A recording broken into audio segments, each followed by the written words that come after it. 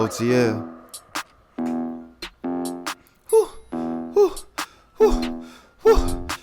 Just Ladies ask and for gentlemen, trap dreams thank for you. a rich Welcome nigga. back to another episode of One Life to Live with myself, Dr. Coach A. Today I have what I like to think of as a special episode, and it's really a big salute to the fathers out there, especially the fathers who are in this world of coaching. And to me, you guys are more than just coaches. And as you know, if you're watching this, you kind of read what it says on the screen where it says a Father's Day salute to the men who lead on the field and at home. And I wanted to do this episode because kind of it embodies myself. You know, I myself am a father. I myself am a coach, and I know so many other coaches in this business that have to wear both hats and take one off when they get home, and put the other one on when they leave the house every day. So this is me essentially giving a salute to you, giving a big thank you to you. Also, I want to say thank you to all the wives out there. I want to make sure that the fellas know that this is about us as men in this industry, because again, it's about Father's Day.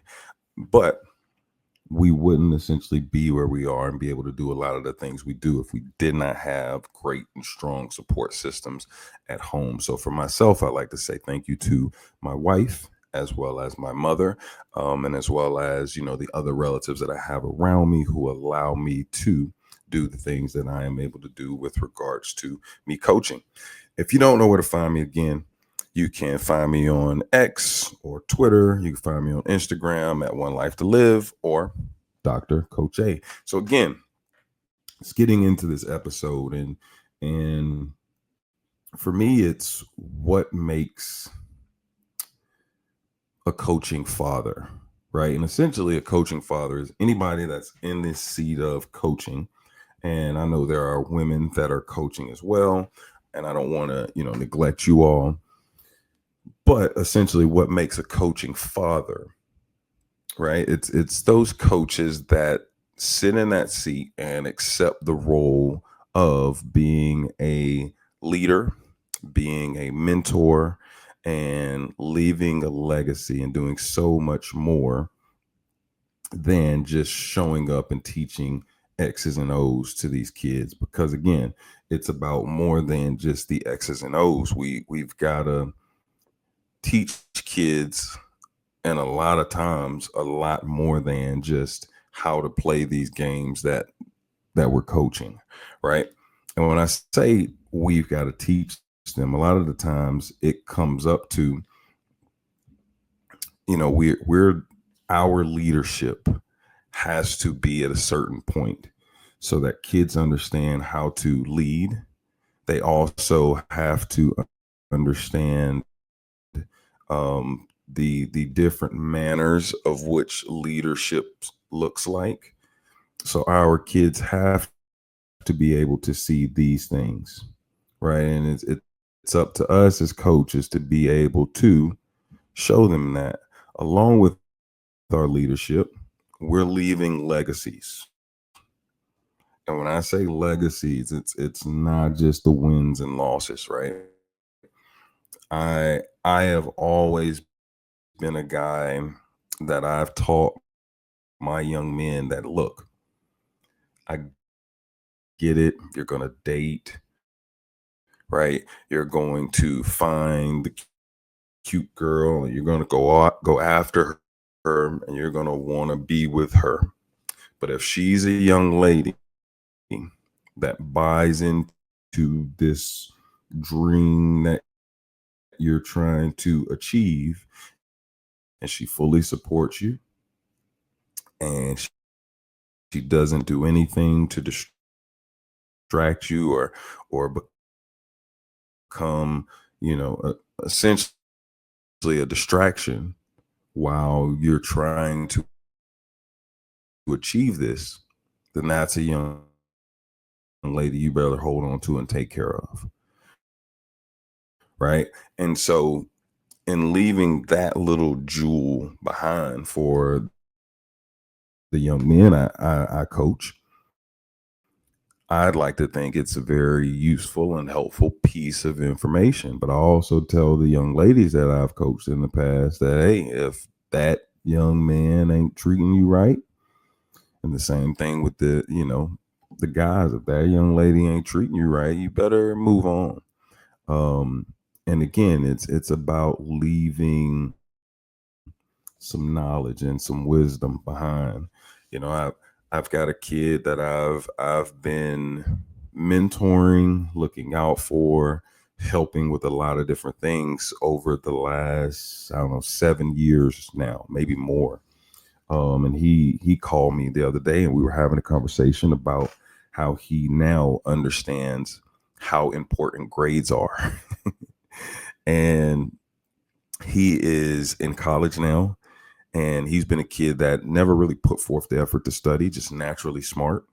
But because he didn't put forth the effort to study, he never had that top notch GPA that essentially, if you've got, now you get a little bit more from coaches, excuse me, with regards to scholarships and more opportunities, right? And so now he's in, year 3 in college, and GPA is 3 point something, and he's like, yo, coach, I get it now. Like, now I've got more money on the table, I've got more of this, I've got more of that.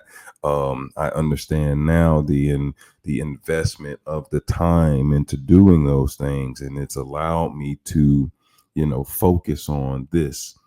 And because of this, me focusing more on my academics, I get more that's put on my plate from a benefit standpoint. So, what we're saying to these kids matters.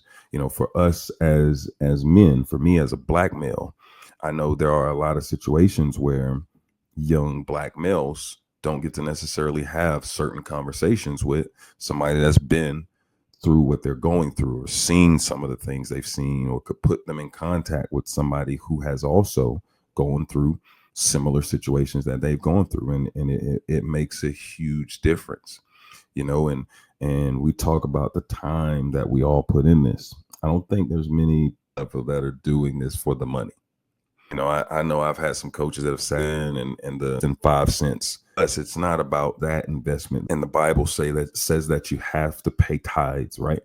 But it doesn't say it has to be monetary. So for a lot of us coaches, our tithes are essentially us giving our time back to so many young men and women across the country, or across the state, or wherever you're located in doing this.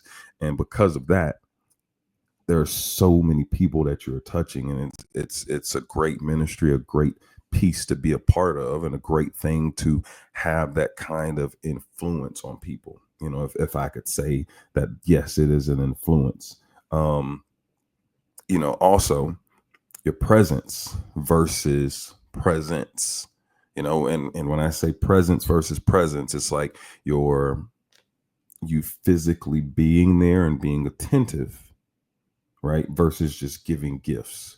And I would like to think that when I'm giving kids knowledge, and I'm kind of, as we like to say, dropping some game, giving some jewels, like that is also a present, because how many times, how many opportunities for us as coaches do we get to just sit around with our kids and have conversations, right? And it happens a lot more than a lot of people would think. Pregame meals, you're sitting around, you're having those conversations. You get a little break in practice, you guys are having conversations. You're sitting around and you're able to talk about a lot of different things. So when you're present, be present, you know which means when I'm at home and I'm being a father, right? My phone's got to be put away for a little bit, because as soon as I walk in the house, my youngest is running up to me, and he's, whatever the last game we played, he wants to finish playing that game. And right now it's, he runs up to me and he pushes me, and I'm supposed to fall back down, and he's supposed to jump on me, and then he's supposed to grab my shirt to lift me up, so I've got to be present in that moment, or else it's not fun for him, or else it's not, everything that he's expecting it to be. And the same thing with my oldest son. My oldest son, when I come in the house, he's gonna give me a hug, he's gonna dap me up, give me a high five, tells me he loves me. And then he also wants to tell me jokes about whatever he makes up throughout the day. So again, I've got to be present in that moment. I can't just go buy gifts to fill that space in that time. It just doesn't work, you know? So again, that's just a big piece of who we are and what we have to be able to do. Time versus attention. What does our quality time look like? Again, we're all in these different spaces of how we are parenting. For me and my wife, it's not a lot of screen time for our kids. Like, yes, my son does have a little tablet that he can play some games on, stuff like that. But our kids value our attention, and it's the same thing with us as coaches, right? Our kids value our attention. We give them so much time, right? But all the time that we're giving them can't just be X's and O's. And for the really good coaches, the really good, fathers out there, your attention is way more important, than just saying, "Oh, I was there," And so being able to give back that quality time, and being able to dial in and give full levels of attention, like we all get it. Your phone's gonna ring. You're gonna get a text message. This kid's gonna hit you up and say, "Coach, what can I be doing to get better?" You're gonna have to stop at some point and watch film, which requires oftentimes, later nights for us as coaches, which is, in my opinion, is well worth it.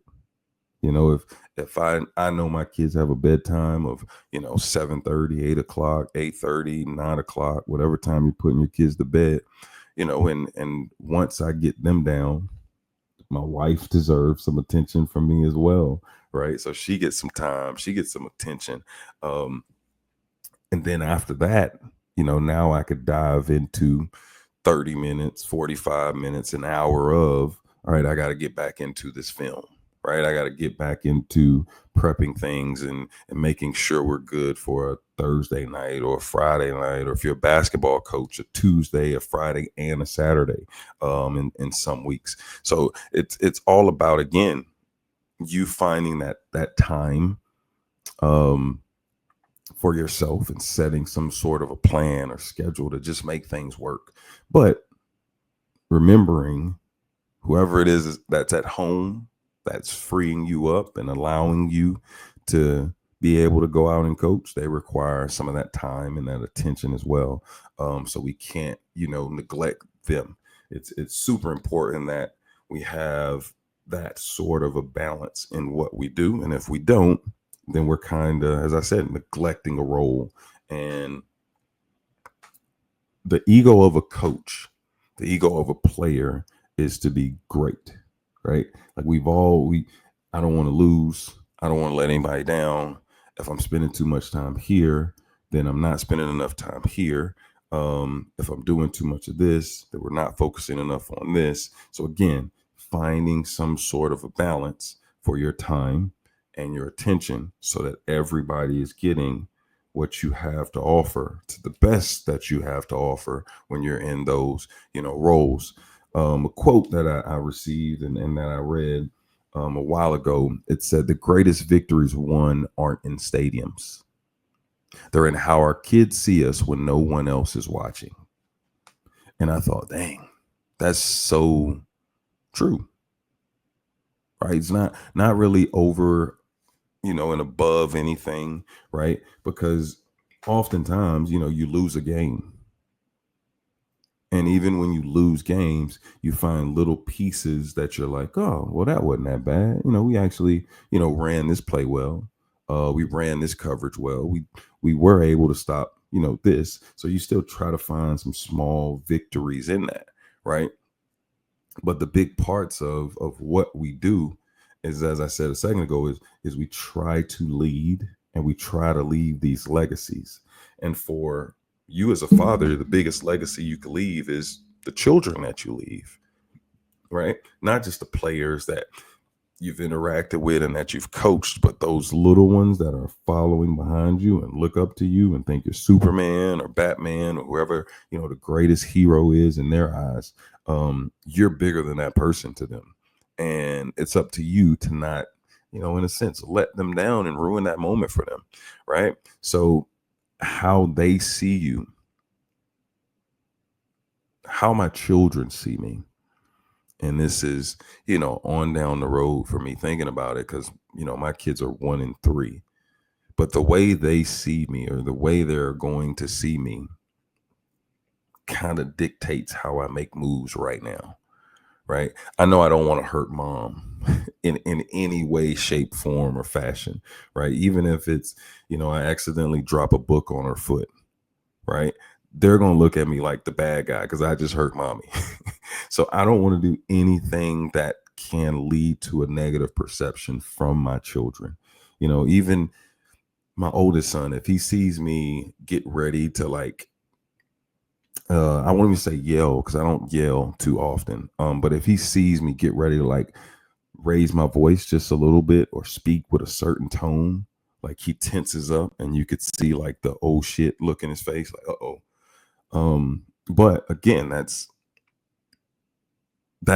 something that has to happen from time to time as a parent. Of course, we all go through that, but how my children view me, right? They see everybody else dapping me up. They see people giving me love. I never want my children to not have that respect and that honor of, being able to say, yeah, that's my dad in a good way. So to me, like I said, that quote just, it rings so many bells and it stands out to me because greatest victories aren't won in the stadiums, right? So father figures in coaching, right? Who are those father figures? As I said earlier, it's anybody that's in a coaching role. For me, and I've said this before, those mentors that we as coaches have, you know, no, I agree, that mentor doesn't necessarily replace your father when your father's at home. But for a lot of us, they're able to teach us certain things or help us navigate certain avenues that maybe our fathers didn't navigate before us.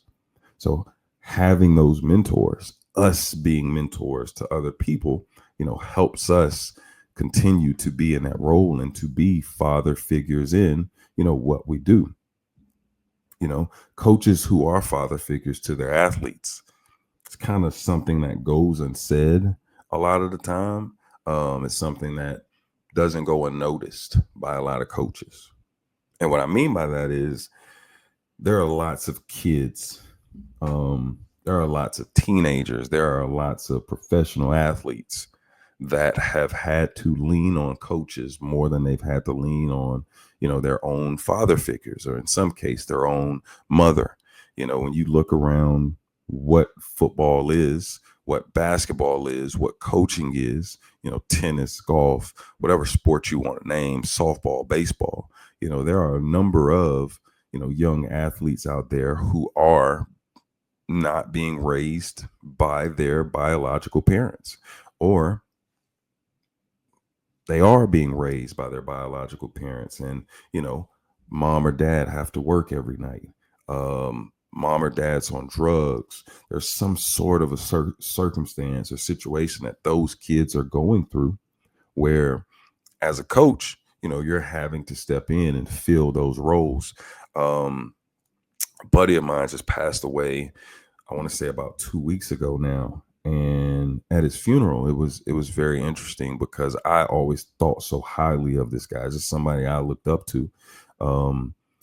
Maybe 2-3 years older than me, but I just looked up to him because everything he did and the way he carried himself was just so, cool and so genuine, so smooth, just a great guy. And one of the coaches that he worked with was able to come to the funeral here in Georgia and speak on his behalf, and essentially said that one of the things that made him such a great person was the fact that he cared. And it wasn't just that he was a coach, right? He said that him being a coach allowed him to be in a position to be around people who needed him. And he said there was kids that, the coach would know would be going home that night to not have a meal. But instead of singling that kid out and saying, hey, come on, man, let me take you to McDonald's or Burger King or wherever, he would just take the entire group out just to make sure that kid had a meal. Right. So when I say there are lots of young men and women who are living in circumstances like that, that maybe we know about, maybe we don't know about, right? But us stepping in, filling these roles that we feel helps so many people. And again, you're being a father figure or a father in coaching, and sometimes you don't even notice it. Right. So coaches who are father figures to their athletes, again, a huge salute, a huge thank you. I know I've been in that role. I know others who are currently sitting in that seat, and nobody's going to ever say thank you, right? That kid at some point is going to say thank you. That kid's going to, return, you hope, in a couple of years and say, hey man, is everything you did, everything you said to me, it always, stuck with me, and here I am today, and this is going like this or that's going like that. And so again, you never really know how you're impacting these young men and women, and you don't always know who's watching you do the things that you do. So, how coaches often shape identity, character, discipline. I'm fortunate, right now where I'm coaching at, to where we've got a lot of what we would say high character kids, a lot of disciplined kids, a lot of kids who, you know, we would say have already started to shape and form their identity because of the way their parents are raising them. And that's a huge salute to, again, the other fathers who are out there who are not coaches, that are just raising their children the right way, and the parents, the mothers who are doing the same thing, the grandparents, aunts, and uncles who are stepping in, filling these roles. Um, but for us as coaches, we've oftentimes got to help kids find their identity, right? And what I mean by that is sometimes you got to help a kid figure out what he's good at, what he likes, you know, what he wants to be after high school, how good is he really, right? How good is she really? Because we might think, oh man, she's super talented, she's really fast. If I could get her to, do X, Y, Z, you know, maybe she could be the next, great Olympian on the, on the track and field circuit. Maybe she could be a really good flag football player, just throwing different sports out there.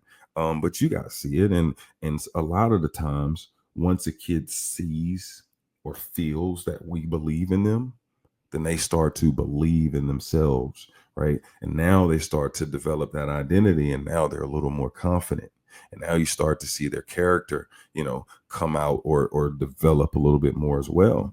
And again, the discipline aspect, right? Not every kid you coach is going to, when you say put your toe behind the line, going to put their toe behind the line. And I use that one because, a lot of us will say it's the small things when it comes to discipline, right? Put your toe behind the line. Make sure, when you're benching, you've got a spotter behind you. And if you don't have a spotter, you can't go, little things like that where we're talking discipline. Urban Meyer said, I was reading a quote.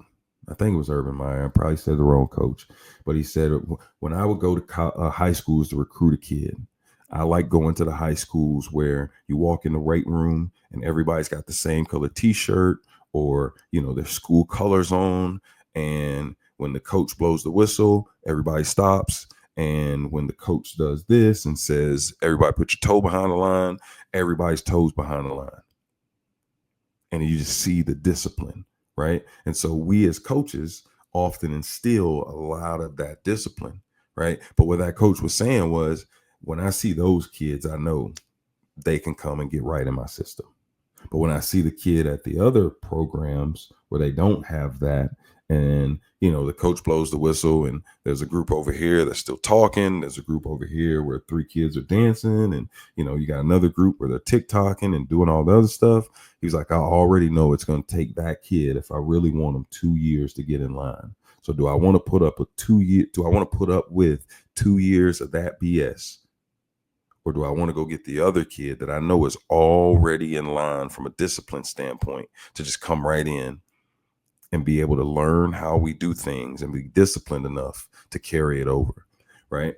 And again, it's discipline starts at home, right? So if kids are coming from good backgrounds, a lot of the times we as coaches don't even have to deal with a ton of discipline. It's just about, hey, we've got our rules in play. This is how we're going to do it. You either get with it or you get lost, or some coaches, don't want to push people out of your program. So you either get with it or here's the consequence and here's the next consequence and here's the next consequence. And now again, you're just adding on to things. And we're, like I said, instilling discipline in these kids, showing up on time, right? Being on time doesn't mean if we start at 7, you show up at 7 o'clock. No, you need to show up early enough to where you're dressed, ready to go, so that as soon as 7 o'clock hits and that whistle's blowing, we're not worried about you trying to tie your shoe up. You're already ready to go. All right. And so that's a big piece of the discipline that we are able to instill in these athletes. And we as coaches, we as fathers, again, you try to instill it at home with your own children. My wife tries to instill it in me still, hey, clean the dishes, do XYZ. We got to make sure we're there by 7:30, right? And I'm usually not the late one. I'm gonna point that out. My wife is normally the late one, but there are still some things for me that, because I played football and I've been in this business and doing this, the coaching and the playing for so long, that even myself, I go, I just want to be late just one time. Maybe it would feel good if I'm late, because I don't have a consequence anymore. But again, we as coaches, we're shaping identity, we're shaping character, we're instilling discipline, right? And that's just a part of what we do. And we got to remember, fatherhood isn't just biological, right? Like I said earlier, there's a lot of kids that are being raised in, single parent homes or homes where a father is there, but he's not necessarily present, right? So fatherhood is, again, it's relational, it's intentional, right? I have to make sure that my kids know I love them. I have to make sure my kids know that I care. And when I tell them that I love them, or when I try to show them that I care, right, there are intentions in the things that I do. So, for instance, on Wednesdays, why Wednesdays? Wednesdays is normally that calm day of we've got it all in, we've got it all settled down. Thursday and Friday are game days, right? Because you got your JV games on Thursday, you got your varsity games on Friday. On Thursday is typically a walkthrough. You don't really get a lot of time during the walkthrough to talk to your kids. So on Wednesdays, what I always make sure to try to tell my kids once we get in the season is, hey, listen, tonight when you get home, your mom, your dad, your brother, your sister, your aunts, your uncles, your grandparents, any neighbor, any family friend that has shown you any love, any type of support, done anything for you, even if it's just, give you some salt because y'all needed salt and you went next door and you asked for, to borrow some sugar. They gave you sugar when you went to ask for it. Anybody that's shown you any type of love, appreciation, support, tell them you love them, and tell them thank you. Right. And just something that simple, right? Going home to do that. Hey, mom, just want you to know I love you. Hey, bro, just want you to know I love you. Hey, little sis, I love you. Thank you. Hey, grandma, thank you for coming to my game last week. I appreciate it. Right. That little thank you for somebody could mean so much. Right. But again, it's intentional, it's relational, it's about, for us, being in these seats, being able to build these relationships with kids. Right. We can sit and crack jokes with them. If you're not cracking jokes with your kids, you loosen up. If the only thing you do with the kids that you coach is yell at them when they're doing something wrong, and you don't pat them on the back or give them high fives when they're coming off the field, right, then what are we doing it for? Because again, we got to build these relationships. Somebody once told me, yo, man, a simple high five of kids coming off the field, right? Something as simple as that. Could have been a bad drive, could have been a great drive. But just coming off, getting that quick high five, high five. Hey, we all right. High five, high five, high five. Right. That right there just builds that camaraderie. It gives them something else to look forward to. And the moment you don't stand on the side and high five everybody as they come off the field, they're gonna look for you because they're gonna think something's wrong. Hey man, what coach at? Well, don't he normally be giving us high fives when we come off the field? Oh, he must have really been bad if he ain't over here giving us high fives. Something must be going wrong, right? So again, relational, being intentional. Um, what I've learned being a coaching dad is one of the big pieces is the kids are going to look up to you, right? And when I say look up to you, it's not necessarily like they look up to you as if you're an idol, right? But they look up to you to see how you are going to handle things. So, for instance, my kids come with me to practice, right? And as my kids come with me to practice, there's often times where I've got a 1 year old and I've got a 3 year old where one's going to fall, one's going to run out in the middle of the field in the middle of a play, right? And my kids that I'm coaching want to see how I am going to react. Am I going to stop and start yelling at my kid, no, get the heck out of the way? Or am I just going to run over, grab them, laugh, and get back to doing the things I'm doing, right? Kids are paying attention because if I'm yelling at my son, then my kids know at some point coach going to start yelling at me, right? As soon as I mess up, yelling, right? And I never want my kids to think that's going to be my response to things is me yelling, me going overboard, right? Because I'm just not that guy. But a big piece again is I've learned being patient, right? When I first got into coaching, I was still in college, and I'm saying coaching, I wasn't getting paid or anything. I was hurt. So my other coaches simply tasked me with making sure the younger guys were able to understand and do assignments. That way, if I couldn't play on Saturday, they had to be able to step in and fill in and do the role that I was supposed to be doing. Right. And so in doing that, I quickly learned that what I can do, not everyone else can do. Right. And what that guy could do, maybe the other guy can't, or maybe I can't even do that. And so a big piece is I can't place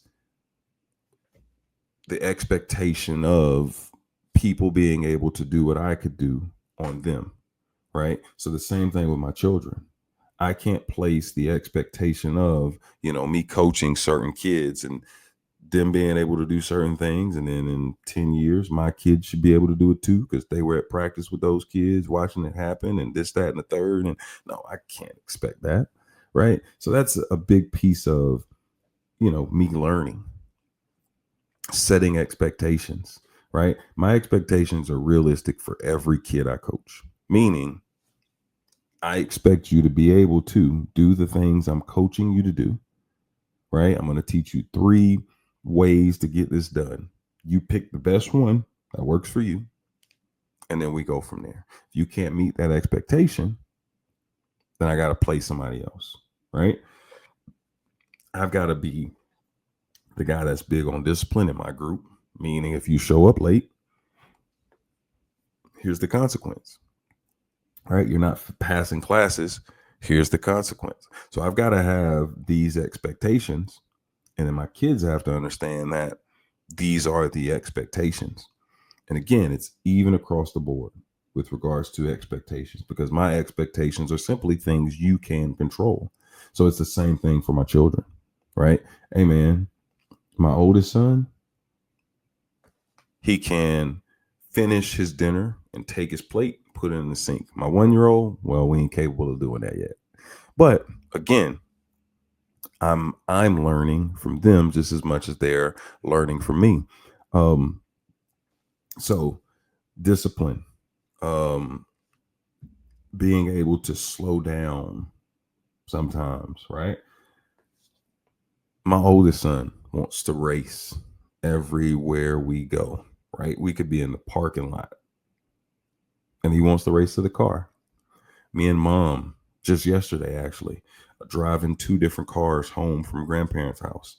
And my son's in what we call the fast car, and I'm in the slow car. But I just so happen to pass them, and my son's upset because he wants to win, right? And so I'm learning that I'm a trash talker, but I can't allow my son at the age of 3 to trash talk about everything, right? So I've got to turn it off just a little bit. And then I've got to teach him the right ways to handle winning and losing and disappointment and the yeses and the nos, right? Which is same thing with regards to the kids I'm working with, right? You got kids that are getting recruited, and I took a visit and I thought I was going and they were going to offer me. Well, apparently it didn't go well and they didn't offer me. So now I've got to have the conversation with them, you know, about being turned down, about the no's. It used to be for us when we were growing up, if a girl, we had to go approach girls, right, to get her number so that we could holler at her. So we was used to being told, no, you ain't my type. No, you ugly. I don't like your shirt. Our kids now shooting shot from the DMs, and girls don't even have to say nothing back. That's essentially them getting turned down, right? But our kids don't hear no all the time, and I think that's a big thing, that I've gotta instill and teach my kids, right? But again, it's teaching me things, and how to communicate with them.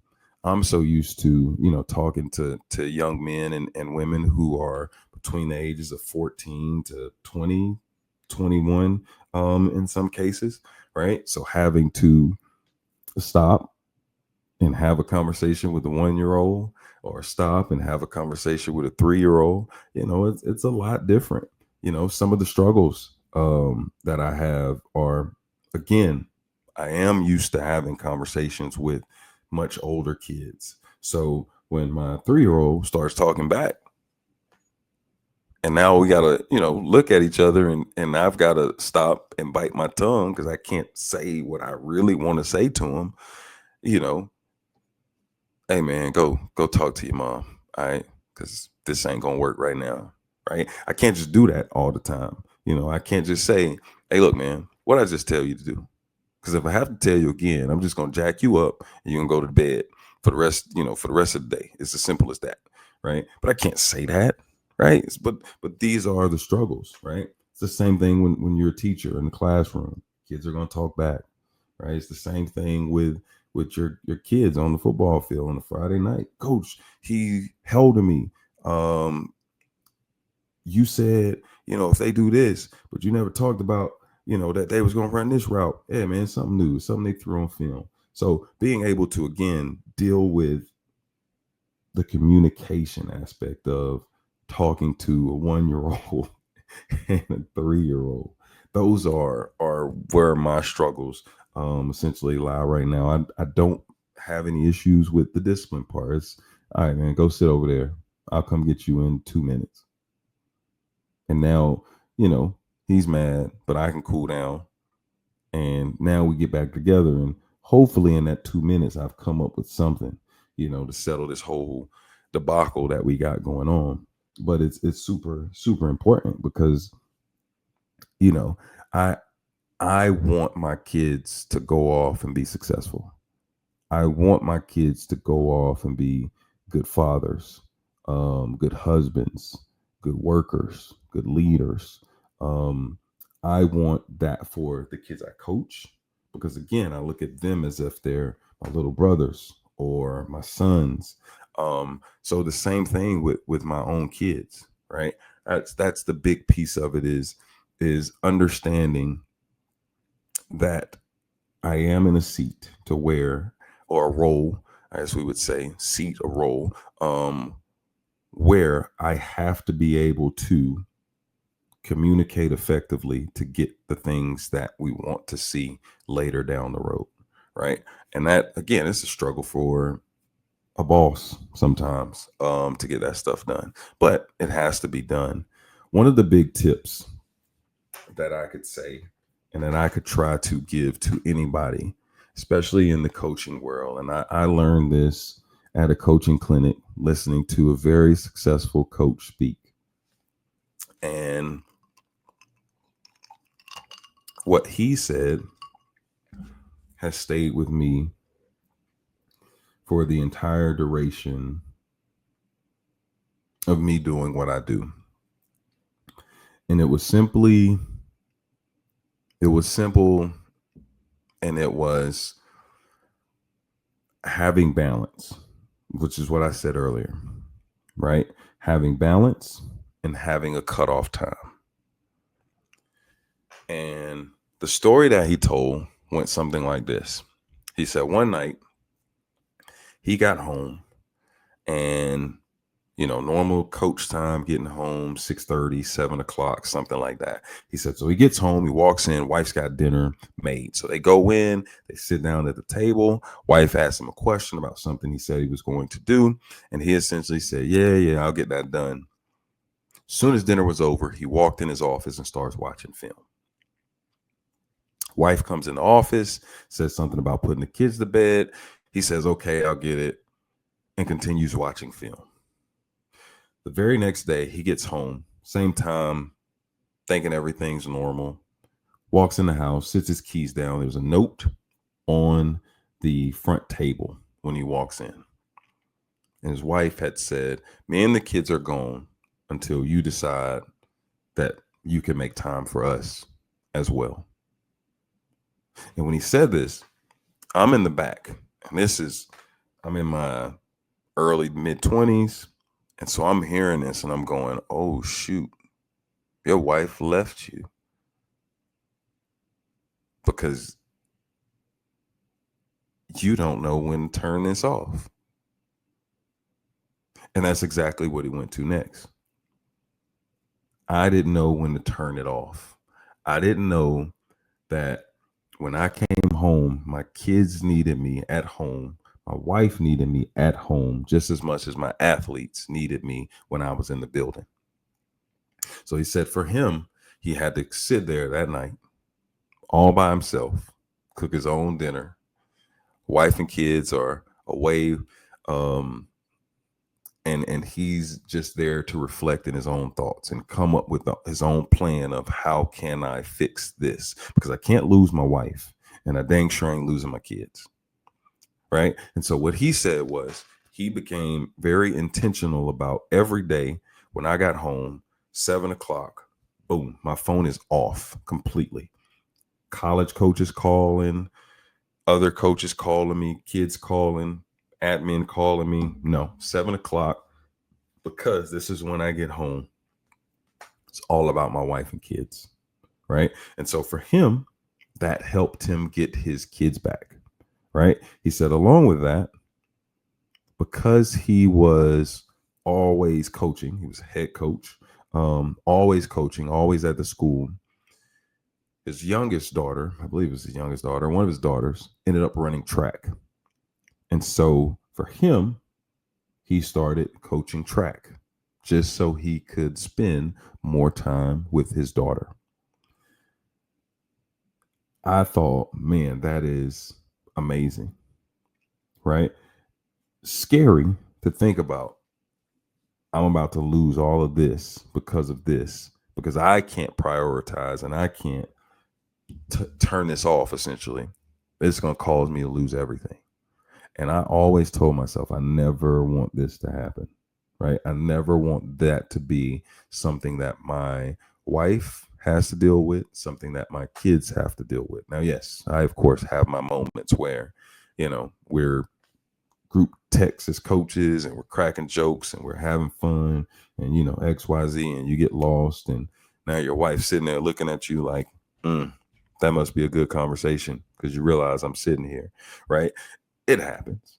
So I can't say I'm perfect, but it is a thing to do. It is something that, again, it is my piece of advice to any coach out there, any father out there, is to find a shut off time and focus on those kids. Again, I like to thank you guys for tuning in. I would like to let you all know that you are more than a coach, right? This is my Father's Day salute to all the coaches across the country. This is my Father's Day salute to all of the fathers around the world. I salute you. If you get to wear both hats, it is a very special feeling. It is a very special thing if you do get to do them both. I again think it is an amazing feeling when you're doing it and those kids are coming back 5 years later, 10 years later, and they have accomplished some of the goals that they had set forth, and they get to sit and have conversations with you and tell you all about it. Or they run into you when you're out in public and they tell you how much you meant to them, and this, that, and the third. And it's beautiful. I don't take this for granted. I think this is an amazing job, career that I am in, the seat that I'm sitting in. I encourage you, if this is something you want to do, to go after it. If it's not, then by all means, continue to lead and do things that you enjoy doing and be very successful at it. Again, I am Dr. Coach A. If you are looking for me on the Twitter space, it is at one life, LYF, two, the number two, LIV, the number three. Or it is Dr. Coach A also on the Twitter space or X. And I believe it's the same thing on the Instagram. Again, if you need me, if you want to be a guest or on one of these episodes, or you got any questions for me, please feel free to reach out. My DMs are always open. Once again, thank you for tuning in. I appreciate it. And happy Father's Day. Fautier.